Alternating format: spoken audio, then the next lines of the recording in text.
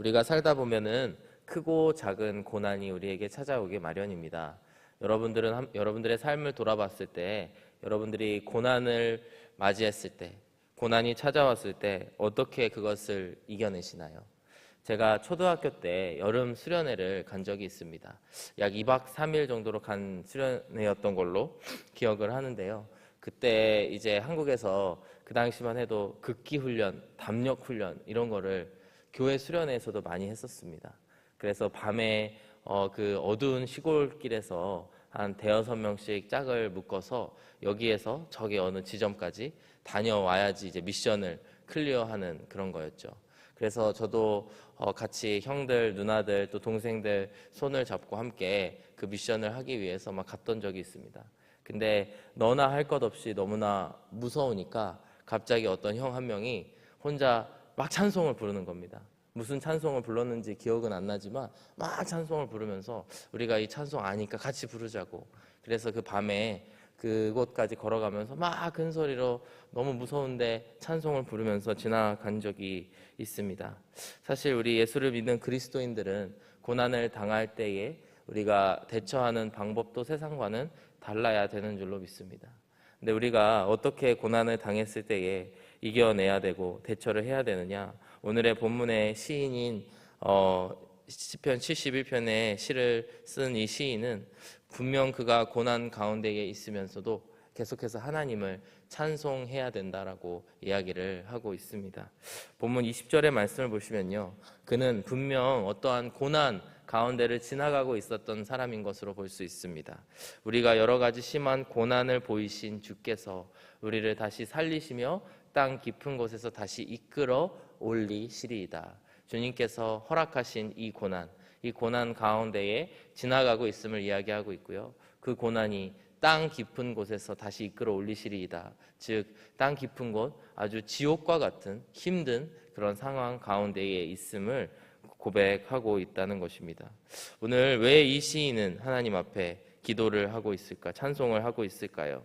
그가 그렇게 하는 이유가 무엇일까요? 오늘 이 시편 71편 후반부의 말씀을 함께 묵상하면서 우리가 이 시인이 왜 이 하나님을 고난 가운데 찬송하고 있는지 알게 되기를 원합니다.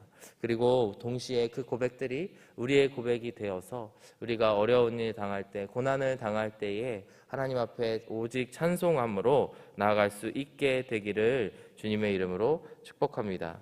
먼저 오늘의 말씀을 보시면요, 그가 찬송하는 이유는 하나님에게만 소망이 있기 때문에 찬송하고 있음을 우리가 알 수 있습니다.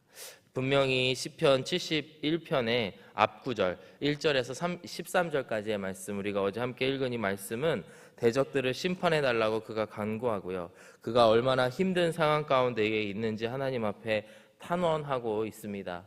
근데 오늘의 본문 첫 구절인 14절의 말씀을 보면요, 돌연 그가 이렇게 고백을 합니다. 나는 항상 소망을 품고 주를 더욱더욱 찬송하리이다. 그의 태도가, 이 상황을 생각하고 맞이하고 있는 그의 태도가 바뀌게 되었다라고 하는 것입니다. 이러한 고백은 하나님을 향한 무한한 신뢰, 하나님에 대한 정말 깊은 믿음으로부터 시작된 것이다라고 할 수가 있습니다. 여러분, 소망이라고 하는 것은 누구에게 두나요? 우리가 누군가에게 사람에게 소망을 둔다고 했을 때 그는 분명 힘이 있는 자, 권능이 있는 자, 권력이 있는 자일 것입니다. 나보다 힘이 약한 사람에게 내가 어떠한 소망을 둔다, 희망을 둔다라고 하는 것은 말이 안 되는 일이라고 생각을 합니다.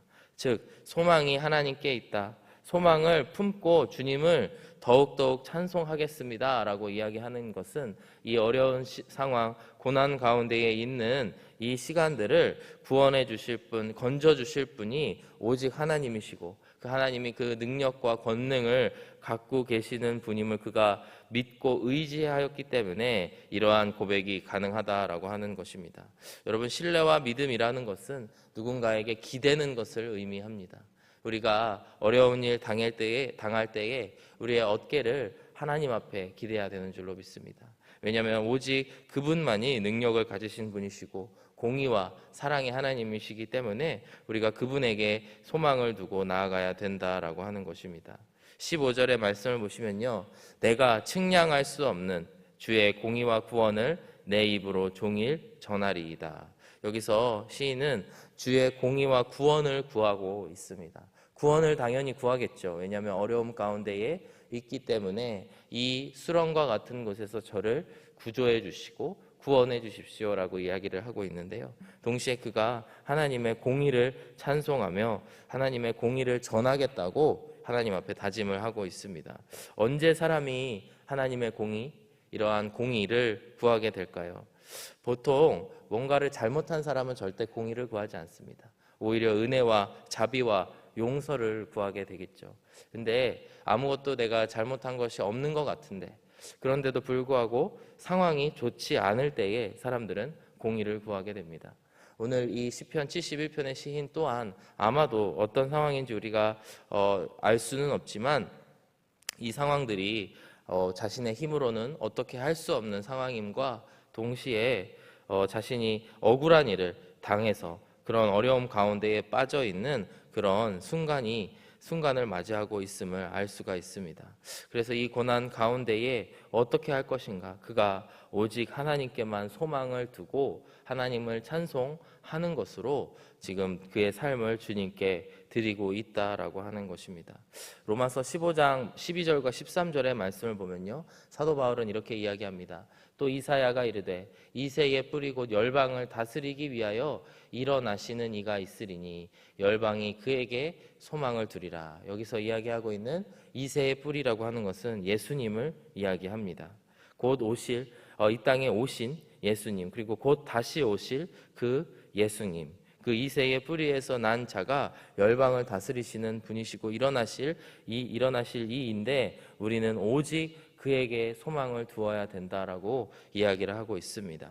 13절의 말씀을 보시면요, 소망의 하나님이 모든 기쁨과 평강을 믿음 안에서 너희에게 충만하게 하사 성령의 능력으로 소망이 넘치게 하시기를 원하노라, 이렇게 말씀합니다. 즉 소망의 하나님께서 우리 안에 역사하시는 것은 우리에게 기쁨과 평강을 믿음 안에 주고 있다라고 하는 것이고요. 그로 말미암아 우리 안에 성령의 능력으로 소망이 넘치게 하려 함이라. 우리는 하나님의 능력, 성령의 능력을 의지하면서 우리 안에 소망이 넘치게 되어야 될 것이다 말씀하고 있다라고 하는 것입니다. 사랑하는 여러분, 우리가 살아가면서 어디에 소망을 두고 계십니까? 오늘 이 시편의 말씀, 아마도 다윗이 쓴 시지 않을까 우리가 추정할 수 있는 이 시인데요, 그는 삶의 어려운 일을 많이 당했을 때에도 오직 하나님을 찬송함으로 나아가고 있다라고 하는 것을 이 시간 꼭 기억하시길 바랍니다. 그리고 그 찬송은 모든 공의와 구원을 이루실 분이 하나님이시다, 하나님만이 소망이시다, 그것을 마음속 깊은 곳에서 믿었기 때문에 가능한 줄로 믿습니다. 우리도 다윗과 같이 또 이 시편의 시인과 같이 하나님, 저에게는 공의와 판결이 필요합니다. 저를 오늘도 이 억울한 상황 가운데서 구해 주십시오. 그리고 하나님을 믿기로, 의지하기로 오늘도 다짐하며 찬송하오니 주님, 우리의 고백을 들어주시고 우리에게 하나님의 구원이 이르게 하여 주시옵소서. 이러한 고백이 우리 가운데에 넘쳐나게 되시길 원합니다. 그리하여서 우리가 이 고난을 이겨내는 찬송 가운데로 나아가게 되시기를 주님의 이름으로 축복합니다. 두 번째로 어떻게 이 시편 71편의 시인이 하나님 앞에 찬송하고 있는가? 하나님께서 그동안 그에게 하신 일들을 기억하기 때문에 그가 찬송하고 있습니다. 17절의 말씀을 보시면요, 이 시인이 좀 나이가 있는 사람임을 우리가 유추해 볼 수가 있는데, 하나님이여 나를 어려서부터 교훈하셨으므로 내가 지금까지 주의 기이한 일들을 전하였나이다, 이렇게 이야기를 합니다. 아무리 그 기준이 다를지 몰라도 나를 어려서부터 교훈하셨다, 이 이야기는 그래도 어린 사람들이 하진 않는 것 같습니다. 그래서 아마도 어느 정도 나이를 먹었을 때에 이 시를 썼을 거라고 추정을 할 수가 있는데요. 즉 이 고백은 무엇이냐면, 어려서부터 하나님께서 나에게 많은 것을 가르쳐 주셨고 그 교훈들로 말미암아 지금까지 제가 이 땅 가운데에 하나님을 의지하며 하나님과 함께 동행하고 있음을 고백하고 있습니다. 후반부에 보시면요, 내가 지금까지 주의 기이한 일들을 전하였나이다. 이 기이한 일들이라고 하는 것을 무엇을 얘기할까요? 앞서서 말씀드린 하나님의 구원을 이야기합니다. 어려운 상황 가운데에 또 죄의 수렁에 빠져 있을 때에 우리를 구원하여 주신 하나님의 그 놀라운 역사, 그것을 주의 기이한 일들이라고 이야기하는데요. 자기가 지금 이 시인이 지금까지 주의 기이한 일들을 잊지 않고 전하고 있다, 고백하고 있다, 선포하고 있다라고 이야기를 하고 있습니다. 우리가 살아가면서 우리의 인생 가운데 하나님이 역사하시는 것을 보는 것이야말로 우리의 영적인 눈, 우리가 반드시 가져야 될 영적인 눈인 줄로 믿습니다. 시편 34편 8절의 말씀을 보시면요, 너희는 여호와의 선하심을 맛보아 알지어다. 그에게 피하는 자는 복이 있도다. 제가 굉장히 좋아하는 말씀인데, 저의 삶을 통해서 또 제가 걸어가는 한 걸음 한 걸음의 인생길을 통하여서 하나님의 선하심을 날마다 맛보아 알게 되기를 저는 날마다 바라고 소망하고 있습니다. 왜냐하면 이것이야말로 우리가 이 험한 세월, 또 이 우리의 인생길을 걸어가는 동안에 우리가 살아갈 수 있는 힘이 이곳에서 샘솟기 때문인 줄로 믿습니다. 또 이 구절과 함께 더불어서 제가 오 신실하신 주라고 하는 찬양을 참 좋아하는데요, 하나님 한 번도 나를 실망시키신 적 없으시고 언제나 공평과 은혜로 나를 지키셨네. 2절의 말씀에 지나온 모든 세월들 돌아보아도 그 어느 것 하나 주의 손길 안 미친 것 전혀 없네. 예수님을 믿고 나서 그 세월이 지날수록 더 예수님과의 관계, 예수님을 향한 사랑이 깊어져야 될 줄로 믿습니다. 그리고 우리 안에 그러한 일들이 일어나게 되시기를 축복합니다. 어떠한 분들은 세월이 지나갈수록, 시간이 많이 지나갈수록 나의 신앙이 약해졌다, 이 불꽃이 꺼졌다, 이렇게 말씀하시는 분들 참 너무나 측은하고 안 된 마음들이 있습니다. 그런데 우리가 살아가는 동안에 하나님의 그 선하신 손길을 맛보아 알게 된다면 우리가 지나온 모든 세월들을 돌아보면서 그 어느 것 하나 주의 손길이 안 미친 것 전혀 없구나라고 하는 고백이 우리들 안에 자연적으로 샘솟게 되실 줄로 믿습니다. 오늘 이 시편의 시인 또한 이러한 고백을 하고 있습니다. 어려서부터 주님께서 교훈하셨으므로 내가 지금까지 주의 기이한 일들을 전하였나이다. 내가 지금까지라고 하는 게 엄청 큰 의지의 말씀이 의미가 들어있는 것 같습니다. 시인은 죽는 그날까지 하나님께서 책임져 주실 것을 구하고 있는 것입니다. 18절의 말씀을 보시면 실제로 그렇게 이야기하고 있는데요, 하나님이여 내가 늙어 백발이 될 때에도 나를 버리지 마시며 내가 주의 힘을 후대에 전하고 주의 능력을 장래의 모든 사람에게 전하기까지 나를 버리지 마소서. 하나님 앞에 나의 머리가 백발이 되어서 늙어서 이제 하나님 품에 갈 때까지 절대 하나님 품에서 저를 놓지 말아주시고, 그래야 되는 이유는 바로 나의 후손들에게 주님을 전해야 되기 때문에 라고 이야기를 합니다. 우리가 이 18절의 말씀, 또 앞서서 17절의 말씀에서도 그가 계속해서 이야기하는 것이 주의 기이한 일들을 전하였나이다 라고 이야기를 하고요, 앞으로도 내가 주님의 후손들에게 전하겠습니다 이렇게 이야기를 하는데, 18절의 말씀을 보시면 이 시인이 무엇을 전하겠다고 하는지 우리가 두 가지를 볼 수가 있습니다. 첫 번째는 우리 중간 부분을 보시면요, 내가 주의 힘을 후대에게 전하고 라고 말씀하고 있고요, 두 번째는 주의 능력을 장래의 모든 사람에게 전하겠다라고 이야기를 합니다. 여기서 이야기하고 있는 주의 힘, 주의 능력이 앞서서 17절의 말씀에서의 말씀들이 주님의 기이한 일들과 같은 의미로 쓰이고 있음을 볼 수가 있습니다. 이 시인은 어떻게 고백하고 있냐면, 하나님께서 나의 인생 가운데 세월이 지나갈수록 나의 삶 가운데 역사하시는 하나님의 힘과 능력을 제가 사람들에게 전파하겠습니다. 그리고 그로 말미암아 일어나게 된 이 구원의 일들, 정말 기이한 일들을 하나님을 사람들에게 전하고 주님을 자랑하겠노라고 이야기를 하고 있는 것입니다. 사랑하는 여러분, 세월이 지나갈수록 하나님을 맛보아 아는 자들에게 일어나는 일들은 하나님을 자랑하는 일들이 일어나게 됩니다. 에베소서 2장 8, 9절의 말씀을 보시면요, 실제로 이 구원의 은혜가 우리의 능력에 있지 않고 오직 하나님의 선물, 은혜로 이루어지고 있음을 볼 수 있는데, 너희는 그 은혜에 의하여 믿음으로 말미암아 구원을 받았으니 이것은 너희에게서 난 것이 아니요 하나님의 선물이라. 어떠한 우리의 능력도 자랑할 것이 없다는 것이죠. 그래서 2장 9절의 말씀으로 가시면요, 행위에서 난 것이 아니니 이는 누구든지 자랑하지 못하게 함이라. 우리가 자랑할 수 있는 게 아무것도 없다는 것입니다.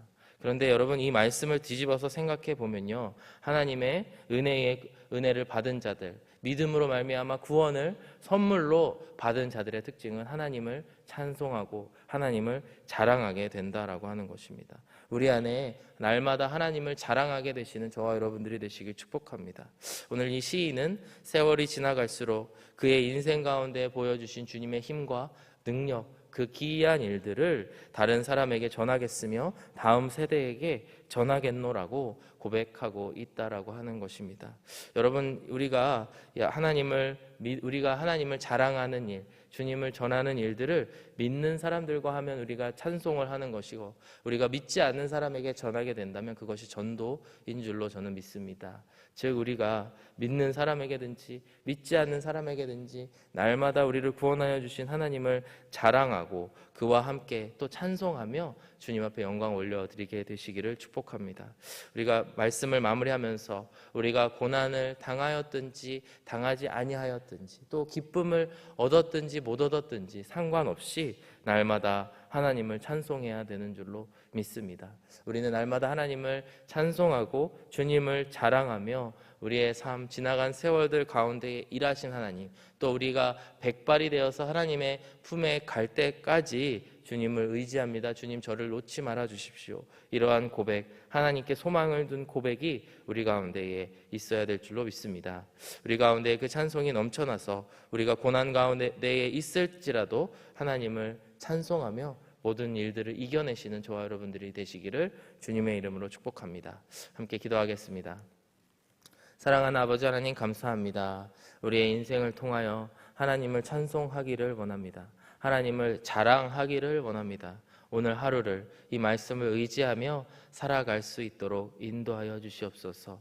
우리의 소망을 하나님께 두고 오직 우리가 의지할 것은 하나님뿐임을 오늘도 찬송하며 나아가게 하여 주시고, 우리가 한 걸음 한 걸음 걸어가는 인생길 가운데에서 날마다 우리 가운데에 역사하시는 선하신 하나님을 맛보아하는 저희들이 될 수 있도록 인도하여 주시옵소서. 주님께 감사드립니다. 예수 그리스도의 이름으로 기도드렸습니다. 아멘.